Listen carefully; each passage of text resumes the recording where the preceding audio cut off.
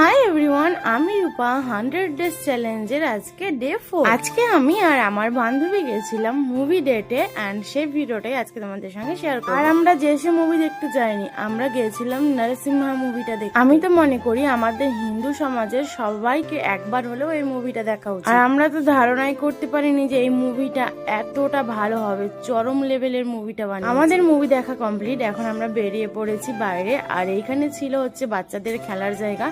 দেন আমরা চলে আসলাম খেতে। আর আমরা অনেকক্ষণ চিন্তা ভাবনা করেও ঠিক করতে পারছিলাম না যে আমরা কি খাবো। তখন আমরা আসি KFC তে এন্ড এখান থেকে আমরা খাওয়ার নিই। আর সত্যি কথা বলতে এই চিকেন উইংসটা খেতে একদম বিচ্ছিরি ছিল। ওভাবেই খেয়ে দিয়ে আমাদের পকেটটাকে খালি করে আমরা চলে আসলাম সোজা একটু টুকিটাকি জিনিস দেখতে।